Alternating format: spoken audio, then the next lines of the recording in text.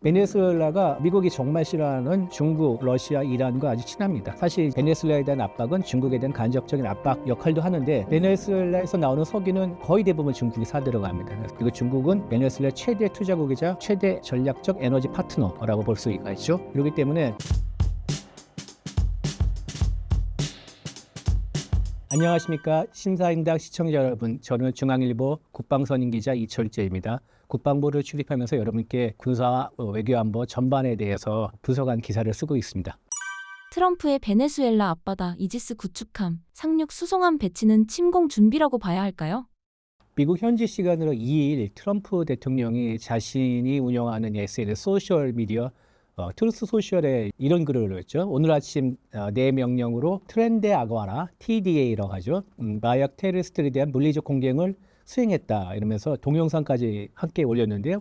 이 동영상에 보면은 스피드보트가 막 속력을 내면서 바다를 거의 스치도 가는데 갑자기 난데없이 하늘에서 미사일이 탁 날아와가지고 폭발하는 장면이 담겨져 있습니다. 이거는 이제 보면은 흑백인데 그냥 촬영한 게 아니라 열상 장비로 이제 촬영했다는 걸 알 수가 있죠. 이 베네수엘의 마약 운반선을 폭격해서 트럼프의 주장에 따르면 11명의 소위 말하는 테러리스트들이 사살됐다고 주장하는데요. 트렌드 아가라는 베네수엘라의 범죄 조직입니다. 미국 정부는 지난 2월에 트렌드 아가라를 마약 카르텔을 외국 테러 조직으로 지정을 했습니다. 그리고 미국의 주장에 따르면 TD의 배후에는 니콜라스 마두로 베네수엘라 대통령이 있다고 하면서 지목을 했는데요. 심지어 이제 미국 정부는 마두로 대통령을 마약 밀매 집단의 우두머리라고 지칭하면서 체포 관련 정보를 제공할 경우에는 5천만 달러, 우리 하나로 한 600억 원이 넘죠? 를 주겠다고 이렇게 현상금까지 걸어놨습니다. 그러니까 일국의 대통령을. 그러면서 이제 현재 그 베네수엘라 근해에는 미국의 전력이 상당히 배치되어 있는데요. 이지스 구축함이 3척이 있고, 그다음에 이지스 순양함이라고 있습니다. 이지스 구축함보다 좀 오래됐는데 그게 한 척이 있고요. 그다음에 강습 상륙함이 있는데 이게 뭐냐면은 해병대를 이제 적의 해안에 상륙시키는 이제 그런 목적인데 이게 3척인데 거기에 이제 해병대 약 2,200여 명이 탐수하고 있습니다. 그리고 연안 전투함이라고 해서 미국이 이제 적의 해안과 가까운 곳에서 전투할 수 있도록 만드는 특수 목적의 연안 잠수함 한 척, 그리고 핵추진 잠수함 한 척, 모두 한 9척 정도 규모죠. 이게 9척 규모의 상당히 꽤 있는 비중의 전력의 베네수엘라 근해에 파견했는데 트럼프는 자기 집권 일기 때부터 마두로 대통령을 되게 안 좋아했습니다. 독재 정권으로 규정을 하고요. 그리고 베네수엘라는 군사 옵션을 쓰겠다고 했는데 미국 의회가 반대로 해서 이제 못 썼지만 대신에 이제 경제 제재와 외교 고립을 병행했고 당시에는 마두로에 대한 현상금을 1,500만 달러를 걸어놨습니다. 그래서 마두로 정권 자체를 마약 카르텔이라고 하고 마두로를 그 수계를 지정했는데 그 이유가 있습니다. 1993년에 베네수엘라를 기반으로 한 마약 밀매 사건이 적발이 됐는데 베네수엘라 국가방위군 장성 2명이 연루가 됐다는 게 드러났습니다. 베네수엘라는 국가현병대라는 이제 조직, 그러니까 경찰과 군의 중간의 이제 치안을 맡기는 그런 구조가 되어 있는데 거기 국가방위군의 더군다나 마약을 담속하는 그 조직의 장성 2명이 마약 밀매에 연관이 됐다고. 또 2004년에는 아예 그 국가방위군 사령관, 우리가 말하면 경찰총장이 되겠죠. 경찰청장이 마약 밀매에 연관됐던 주장이 나올 정도로 베네수엘라 정부 자체가 마약 밀매에 깊숙이 연관이 되어 있기 때문에 마두로 대통령이 최소한 이걸 모를 거다. 방조 내지는 아무리 못해도 방조, 더 나아가서 연관해서 아예 그냥 수계다 이렇게 미국이 생각하는 거죠. 그럴 수 있는 게 구조가 베네수엘라 옆에는 그 마약의 특히 이제 코카인의 주요 산지로 꼽히고는 콜롬비아가 있습니다. 콜롬비아가 있고 콜롬비아로부터 마약을 코카인을 받아가지고 정제를 해서 그걸 바로 미국으로 쏘든지 아니면은 멕시코를 거치든지 이런 하여튼 주요 루트가 되어가지고 거기서 막대한 수익을 얻고 있다고 이제 미국이 생각하고 있는 건데요. 트럼프는 이제 2기 때 집권을 하고 나서 국가 비상사태법과 마약 왕법은 뭐냐면 해외 마약 조직에 대한 체포 압류를 강제로 집행할 수 있는 권한을 부여한 법인데 이것을 근거로 해서 베네수엘라 근거에 9척의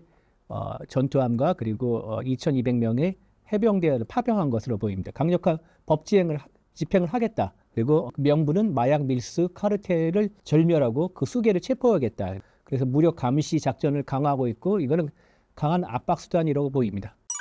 왜 트럼프는 지금 이 시점에 베네수엘라를 압박하는 걸까요?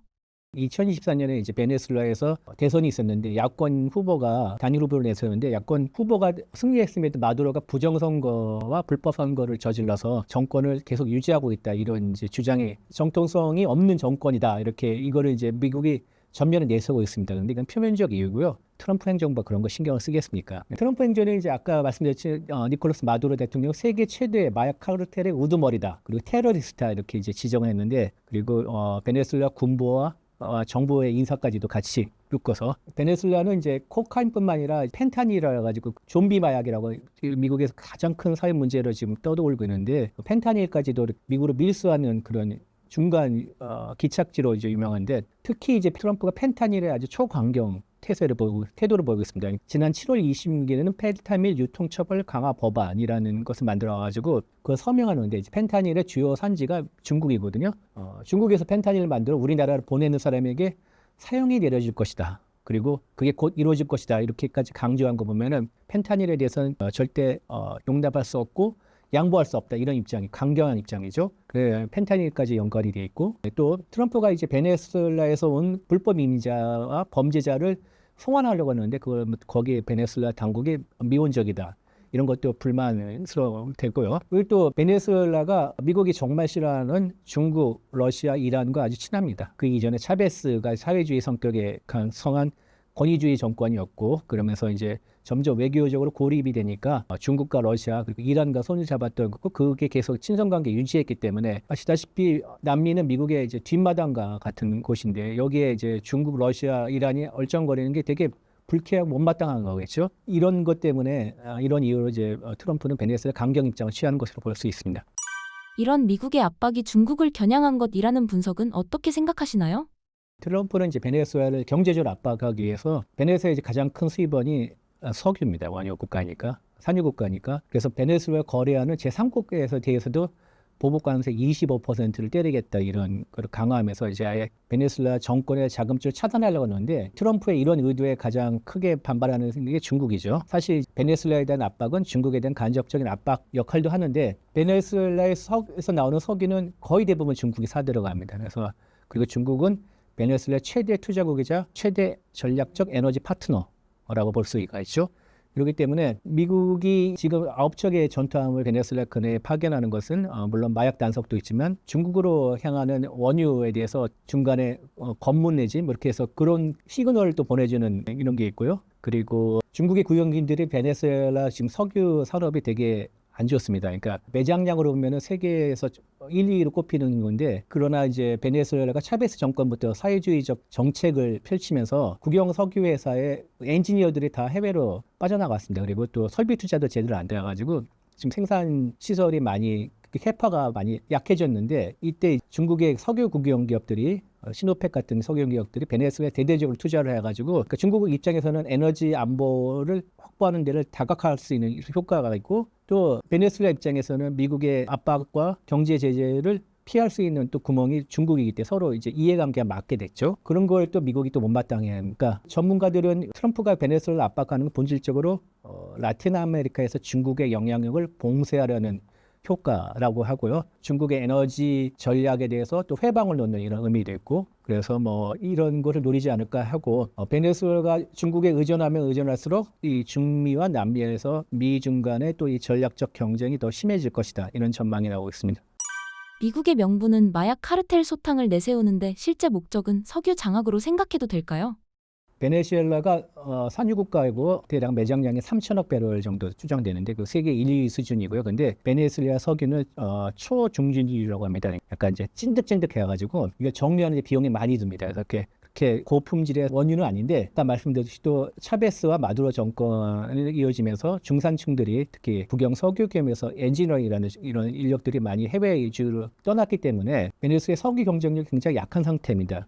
이런 상황에서 베네수엘라 바로 옆에 가이아나라고 있습니다. 옛날 영국 식민지에서 독립한 나라인데 여기서 석유가 터졌습니다. 그것도 경질유, 베네수엘라 초중진류보다 맑아가지고 정유 비용이 상당히 낮습니다. 2015년부터 잇따라 터졌는데 하루 생산량이 2023년에 29만 배럴인데 올해는 100만 배럴이라고 합니다. 더군다나 가이아나의 유전의 최대 주주는 미국의 엑슨모빌입니다. 45%. 미국에서는 되게 관심이 가고 중요한 지역이 가이아나죠. 그러니까 이런 상황 보고 베네수엘라가 배가 아프겠죠. 당연히. 배가 아파서 가이아나 영토의 75% 정도 되는 3분의 2 이상 되는 지점을 원래 역사적으로 자기 영토라고 베네수엘라가 주장했는데 문제는 거기서 석유가 주로 많이 난다는 겁니다. 그래서 2006년에 베네수엘라가 국기를 수정을 했습니다. 거기 베네수엘라 국기에 별이 7개가 있는데 하나를 더 늘었습니다. 8개로 늘렸는데 그 하나가 에세키보라는 주를 하나 더 추가했는데 에세키보가 아까 말씀드렸던 가이아나 75%에 해당하는 영토입니다.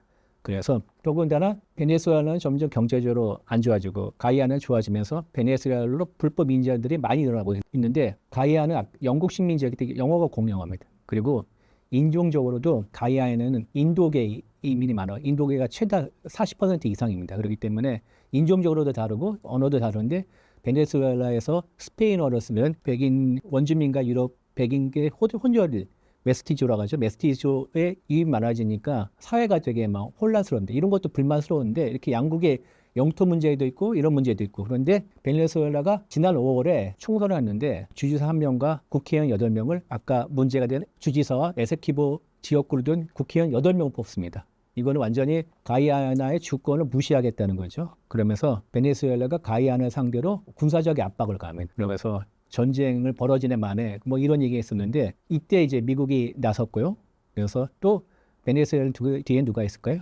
중국이 있어요. 양국의 베네수엘라와 가이아나의 분쟁은 미국과 중국의 또 대리전이 이런 양상까지 들어가지고 지금 복잡한데 물론 미국이 석유 때문에 베네수엘라를 압박하는 건 맞습니다. 그냥 베네수엘라 석유보다는 가이아나의 석유를 지키려기 때문에 지키려는 차원에서 압박하는 것으로 보입니다. 만약 미국이 해상 봉쇄에 나서면 중국의 에너지 공급망에도 충격을 줄 수 있을까요?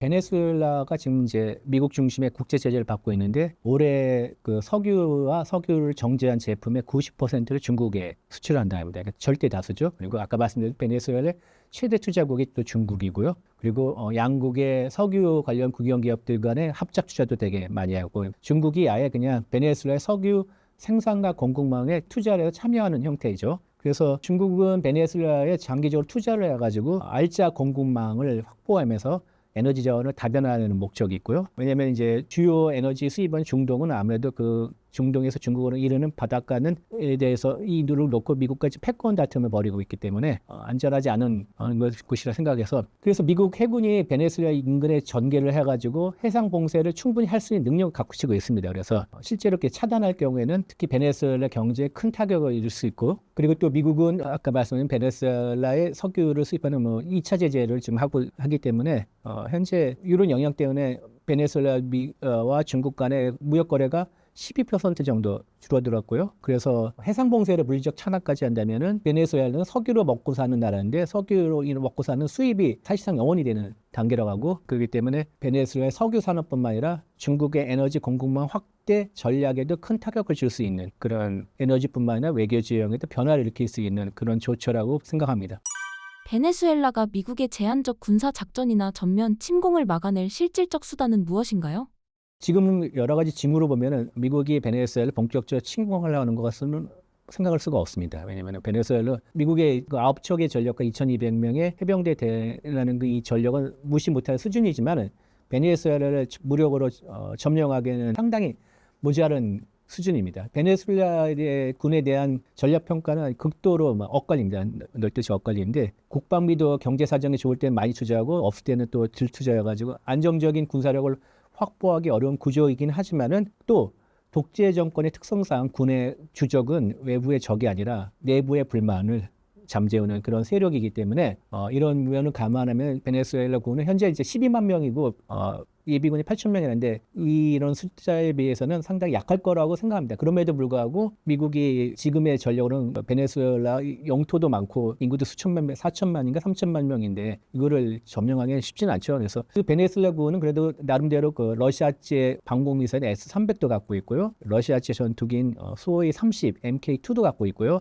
그리고 이런 나름대로 어느 정도의 전력을 갖추고 있기 때문에 그냥 어설픈 제3세계 국가는 아닙니다. 그런데 2019년에 포린 어페이스에 되게 재미있는 기고문이 있는데 프랭크 오모라라는 이제 미국의 플로리다 대학 교수가 한번 미국의 베네수엘라 침공 가능성을 짚어보면서 두 가지 시나리오를 제시했는데요. 하나는 토마호크 순항 미사일이랑 전투기로 베네수엘라의 주요 군사 시설에 대한 정밀 타격을 하는 것이고, 또 하나는 정밀 타격 없이 지상군 등 12만 명을 투입해가지고 전면전을 벌이는 이 두 가지 시나리오를 한번 짚어봤는데요. 1번 시나리오든 2번 시나리오든 공통적인 결과는 베네수엘라군은 막대한 피해를 입는다. 뭐 전력의 차이는 워낙 크기 때문에. 근데 문제는 이제 베네수엘라 군뿐만 아니라 이제 민병대, 그 친정부 민병대들을 동원해가지고 게릴라 전투를 전개할 경우에는 의외로 그 항전 태세가 강해가지고 전쟁이 길어질 수 있다. 이럴 경우에는 수천 명의 민간인 상자가 발생하면서 베네수엘 사태가 악화가 되기 때문에 미국으로서는 피하고 싶은 시나리오가 아닐까. 그래서 미국으로서 가장 최상의 시나리오는 항공모함에서 전투기가 날아가거나 아니면 이지스 구축함이나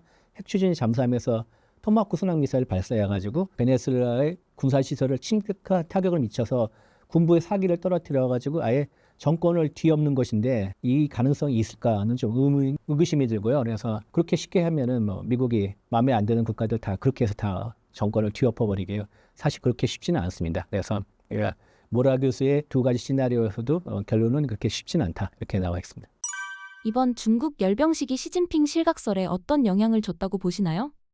예, 한동안 시진핑 실각설이 아주 말들이 많았죠. 말들이 많았고 다들 그럴 거라고 생각했는데, 특히 이제 마이클 플린 전 국가안보보좌관 등 미국에서 이제 전직 외교안보 당국자 입을 빌어서 이런 얘기들이 나오니까 신빙성이 높다고들 다들 생각했죠. 그래서 8월에 있는 이제 베이다 회의나 아니면 이제 중국 공산당의 20기 중앙위원회 4차 전체회의, 사중전회라고 하죠. 사중전회에서 시진핑이 쫓겨날 거다 뭐 이러는데, 이 웬걸요, 한국 시간은 어제죠. 중국 베이징 천안문의 막루에서 시진핑이 올라가서 그것도 오른쪽에 블라디미르 푸틴 대통령, 왼쪽에 김정은을 해가지고 이 두 스트롱맨을 같이 세 명의 스트롱맨이 나와서 건재한 모습을 보였는데, 시진핑 실각설은 태풍처럼 사그라들었다고 봐야죠. 사진 한 장으로서 강력한 시진핑이 권력이 안정이 돼 있고, 그러면서 강력한 리더십 메시지, 완벽한 통제를 연출해서 외부를 보여줬기 때문에 아까 말씀드린 시진핑 실각설은 태풍처럼 사그라들었고, 앞으로 시진핑의 가장 큰 적은 시진핑의 자신이다, 시진핑 건강이다, 이 말이 맞는 얘기라 생각하고, 이처럼 이제 제대적인 열병식을 펼치면서 시진핑은 또 내외부의 그 실각설을 일거이 씻어버리고, 그다음에 여전히 내가 최고다, 내가 이 중국을 지배하고 있다는 것을 분명히 보여줄 수 있는 효과를 또 보여줬죠. 시진핑의 열병식은 메시지가 있는 걸까요? 군사력 과시일 뿐일까요? 시진핑이 연설에서 또 이렇게 멋있는 말을 했습니다. 인류는 평화와 전쟁, 대화와 대립, 협력과 제로섬 중 어느 길을 선택할지 결정해야 한다. 그러면서 중국의 인민은 역사적으로 올바른 편에, 인류 문명의 진보의 편에서 평화 발전의 길을 고수했다, 이렇게 얘기했죠. 과연 평화 발전의 길만 고수했는지는 모르겠지만, 그러면서 이제 미국이 주도하는 서구 사회를 전쟁 주도 세력, 그리고 중국이 주도하는 글로벌 사우스, 남반구의 신흥 개발 도상국에 일으키는 말이죠. 이를 평화 세력으로 미화했다, 이렇게 편을 갈라서 미화했다는 이런 분석이 나오고요. 중국은 결코 불의에 굴종하지 않는다면 미국 중심의 세계 질서에 도전하겠다는 도전장을 아예 던져버린 거죠. 그러면서 시진핑을 또 귀빈들을 상대로 오찬에서도 이런 연설을 했습니다. 미국이 날카롭게 각을 세웠는데, 일시적인 강약은 힘에 달려있지만 역사의 승부는 이치에 있다. 그러면서 정의, 광명, 진보는 반드시 악과 어두운 반동을 물리칠 것이라고 주장하면서 결코 약육강식의 밀림의 법칙으로 돌아가서는 안 된다, 이렇게 얘기했죠. 정의, 광명, 진보는 중국을 얘기하는 것이고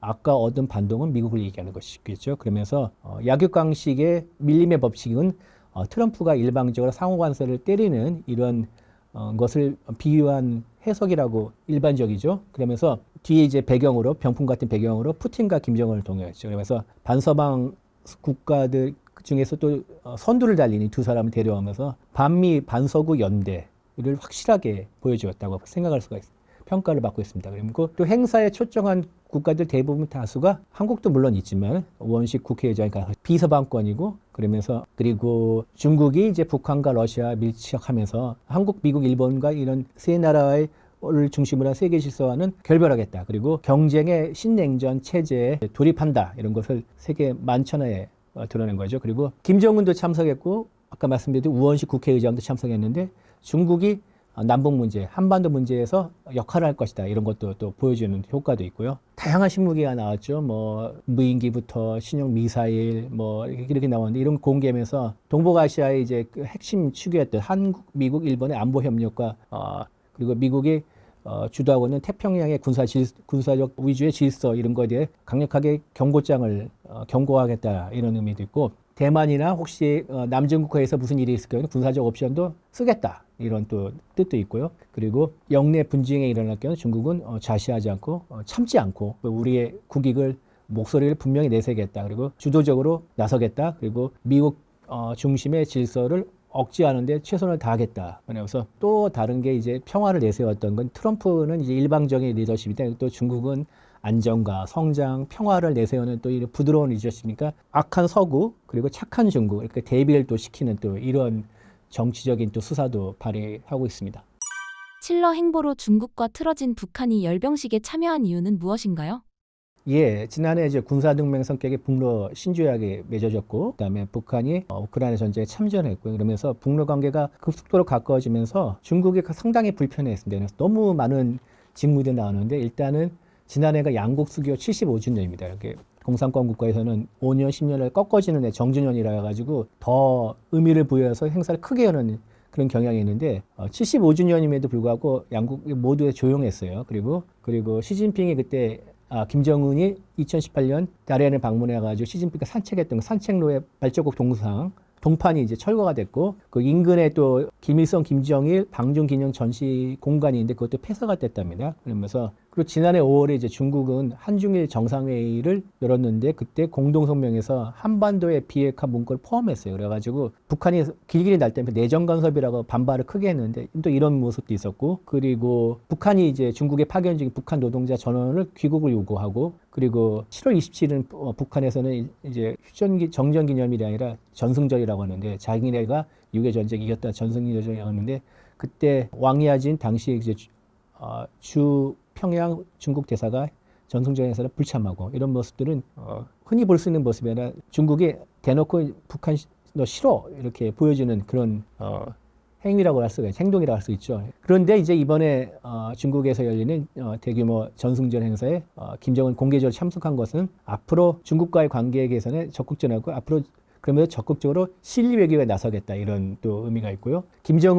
중국 시진핑은 김정은을 또 초청함으로써 북한을 여전히 자신의 영향권에 계속 붙들어 매겠다. 그러면서 한국과 미국, 일본, 북한, 중국, 러시아 등 3대3 대결 구도를 확실하게 대비를 시켜놓고 그러면서 미국을 상대로 또는 서방을 상대로 한 이런 경쟁에서 협상력을 강화하려는 또 취지도 있다고 생각합니다. 그러면서 북한 입장에서는 중국과 러시아와 함께 손을 잡고 반미 연대를 하면서 나는 그냥 꼽사리가 아니라 핵심 참가자다. 니네들보다 낮은 게 아니라 셋이 동등한데 그중에 하나다. 원오브 댐이다. 이런 거를 대외적으로 가시하는 성격도 있고요. 그리고 북한이 또 러시아와 긴밀하게 가까워졌는데 또 이번에 중국에 달라붙어 러시아만 쫓아다니는 이런 러시아의 똘마니는 아니다. 그러면서 중국과 러시아 사이에 독자적으로 외교를 펼칠 수 있는 나라다. 그러니까 옛날에 김정은의 할아버지인 김일성이 등거리 외교라고 해가지고 당시 중국과 소련 사이에서 줄타기를 하면서 이익만을 살짝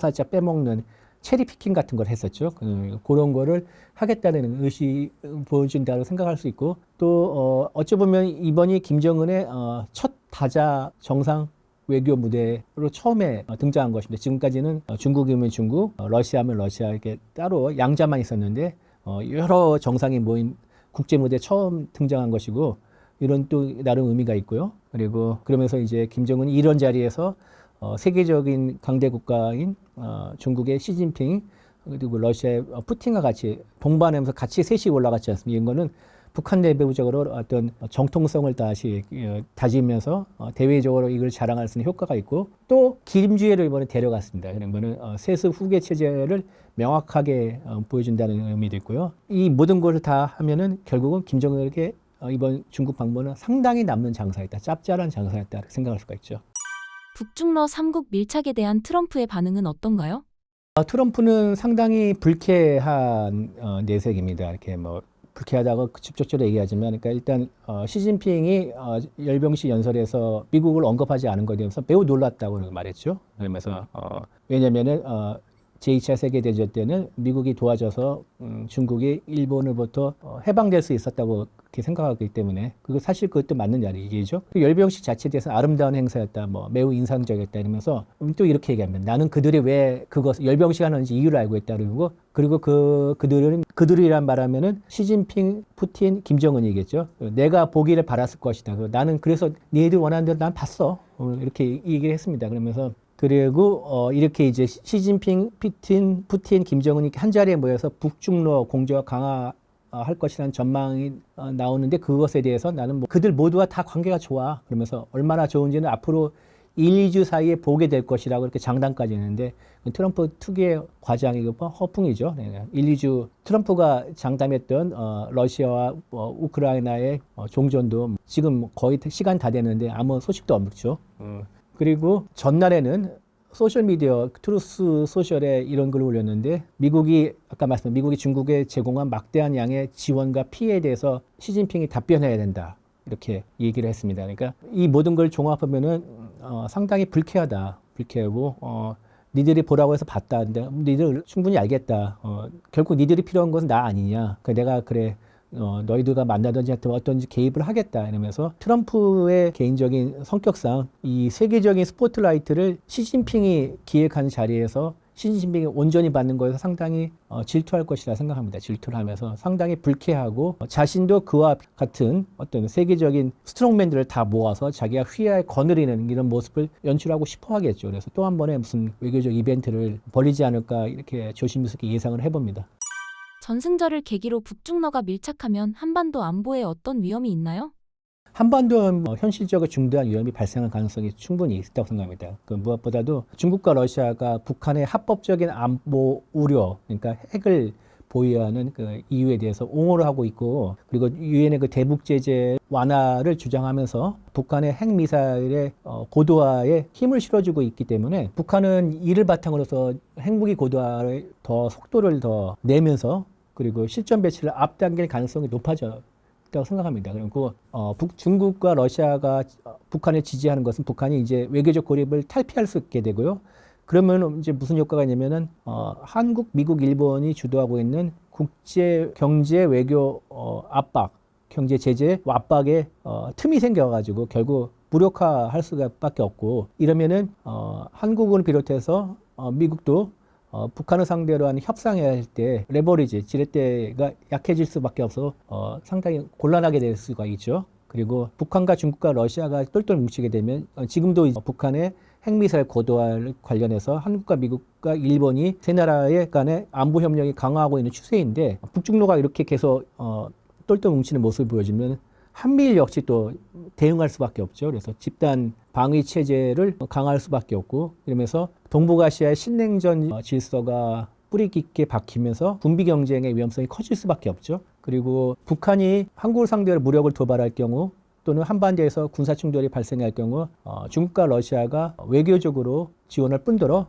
군사적으로 또 북한에 지원할 수가 있습니다. 북러신 조약이 또 그런 내용이 담고 있고요. 그리고 또 북한이 러시아와 지금 우크라이나 전쟁에 대해 지원의 대가로서 지금 받고 있는 군사 기술적인 협력 이런 게 실질적으로 이루어지고 있기 때문에 이것은 곧 남북한 군사 경제 군사력에서 균형치유를 또 이렇게 바꿀 수 있는 그런 역할도 할 수 있겠고요. 이렇게 북한과 중국과 연계가 장기화할 경우에는 한국의 그 외교 안보 전략에도 변수가 많아져 가지고 되게 대응하기도 힘들어지고 그리고 한반도에서 북한이 이제 중국과 러시아의 뒷배를 믿고 소규모 도발을 일으키거나 아니면은 소위 말하는 하이브리드 전쟁, 지도를 상대로 해서 도발할 가능성이 높아지기 때문에 우리로서는 상당히 골치 아픈 그런 구도라고 생각할 수 있습니다.